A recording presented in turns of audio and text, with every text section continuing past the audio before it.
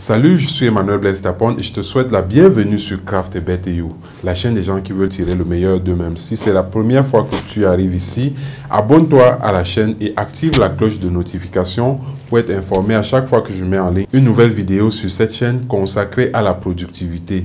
Je parle ici des attitudes, des aptitudes et des habitudes que tu dois développer pour pouvoir être productif, pour pouvoir tirer le meilleur de toi-même, car j'ai l'intime conviction que le meilleur est en toi.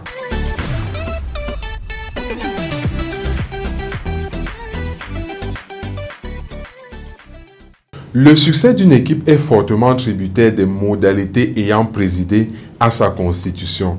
C'est-à-dire que si tu veux avoir une équipe efficace, elle doit être constituée sur des bases solides, comme nous avons commencé à le voir dans la précédente vidéo. Et il est important de souligner qu'une équipe, ce n'est pas un groupe, tout simplement.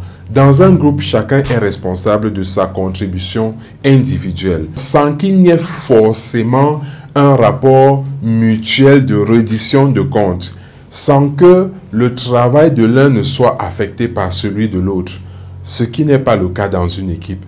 Dans une équipe, tout le monde travaille pour l'atteinte d'un seul et même objectif, ou alors d'un ensemble d'objectifs bien déterminés, chaque maillon de la chaîne ayant un rôle spécifique à jouer qui va contribuer à l'atteinte de l'objectif global.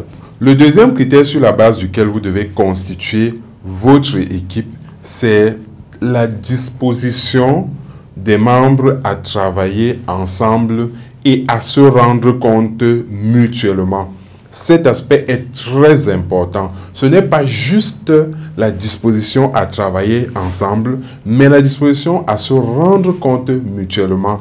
Parce que cette reddition de compte sera déterminante dans l'atteinte commune de l'objectif. Parce que imaginez une situation dans laquelle chacun essaie de terminer la tâche qui lui est confiée et estime qu'elle a fait son boulot, sans chercher à savoir si l'autre membre de l'équipe a également terminé sa part, ou alors s'il a besoin de soutien pour achever sa tâche afin que l'objectif commun soit atteint. Il faut bien qu'il y ait cette relation, cette liaison entre les différents membres. C'est un peu ce qui se passe sur le terrain de football. Vous voyez, il y a une communication entre les différents joueurs avec des repositionnements qui s'impose parfois sans que cela n'ait été prévu avant le début du match.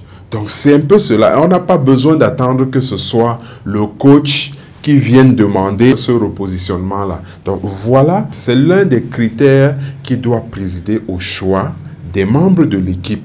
Parce que si tel n'est pas le cas, vous allez vous retrouver avec des personnes qui vont passer le temps à dire « j'ai fait ma part », et puis, c'est les autres qui n'ont pas fait leur part. Le troisième critère sur la base duquel l'équipe doit être constituée, c'est la capacité des membres potentiels à reconnaître la valeur des autres.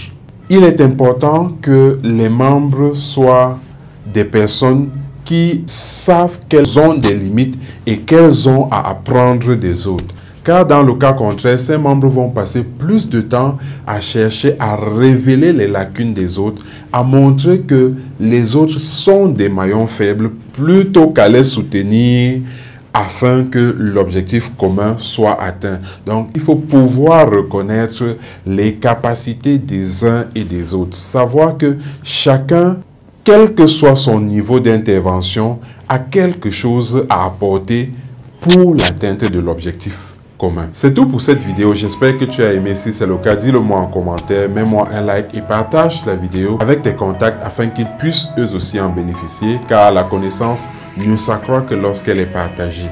Dans la prochaine vidéo, je vais te parler des caractéristiques d'une équipe efficace.